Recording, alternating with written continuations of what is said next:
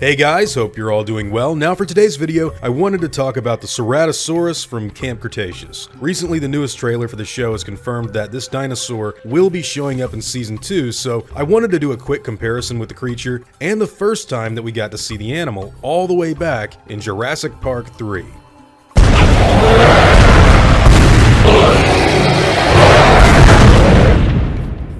So to really kick this comparison off, I want to talk about the actual Ceratosaurus dinosaur that we know of in the real-life paleontological record. This animal was a theropod dinosaur that lived during the late Jurassic period. Sharing its habitat with other large carnivores like Allosaurus, the Ceratos preyed upon some of the smaller and less defensive herbivorous dinosaurs at the time, and even fish, believe it or not, at least if you believe some modern paleontologists. The most notable and interesting attributes of this guy, in my opinion, happens to be the bony horn that can be found close to its snout, as well as the ridges by each eye. Now, the first time we see this dinosaur in the Jurassic Park franchise is of course JP3, where it is shown to be red in coloration with a much more Tyrannosaur-shaped head in comparison to its real-life counterpart. This is more than likely due to the fact that the CGI model for the animal in the movie was probably a repurposed Rex asset that they used late in the game. In the script, the dinosaur that's supposed to smell Spino poop and walk away was actually supposed to be a Carnotaurus,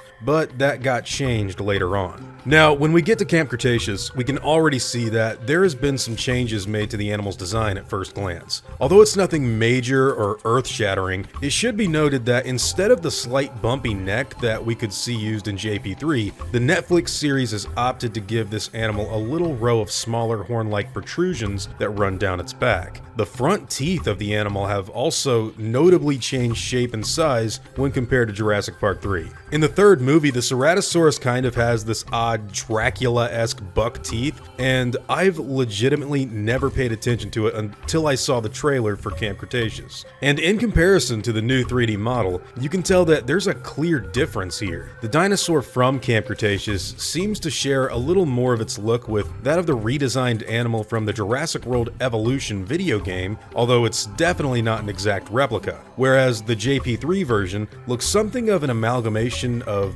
T-Rex attributes alongside some very large dental features. I should make it very clear that so far these are the only two Ceratosaur individuals that we have ever seen in the actual canon of the Jurassic Park movie universe. So while these discrepancies could very well be described via sexual dimorphism, which just means one is a male and one is a female, it could also show us the differences between how Jurassic Park and Jurassic World went about cloning their own species. The color similarities and overall likeness is something that I think binds these two together and makes them undoubtedly JP designs in the franchise. But the minor differences and specific details raises some pretty cool questions in my opinion. When it came down to how DreamWorks made these dinosaurs for Camp Cretaceous, most of the time, they simply used the assets that were already designed and created by Industrial Light and Magic. Then they would repurpose them to fit with the animated world that they'd built for the show. However, Ceratosaurus is the first animal where they couldn't really do that. You see, that dinosaur has only appeared once before in Jurassic Park 3, and even back then, remember, in the script it was supposed to be a Carno, and in the final version, they more than likely stretched some of the details on their T-Rex model in order to make it for the third film. So what we're seeing the new show do is indeed create a new model for Netflix that does not have any sort of legitimate companion in the Jurassic World films.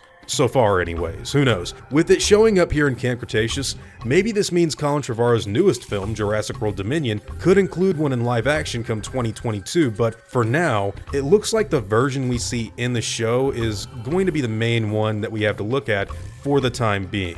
Anyways guys, what do all of you think about all of this? I know we're just comparing heads here because that's all we've seen in Camp Cretaceous so far, but even in Jurassic Park 3, that guy comes in and leaves just as quick. He's only there to smell poop and look at the camera before walking away. So what are your thoughts on these two animals, and which one do you personally prefer? Whatever your thoughts and opinions happen to be, I'd love to hear them in the comments down below. Now before I go, I'd like to thank all of my game wardens, as well as all of my InGen executives. I'd also like to thank all of my park workers and InGen hunters as well. Guys, it seriously means the world to me that all of you continue to support what I do, and I never want you to ever forget that. Now, I'd like to thank all of you for watching today's video and hope that you all enjoyed the content.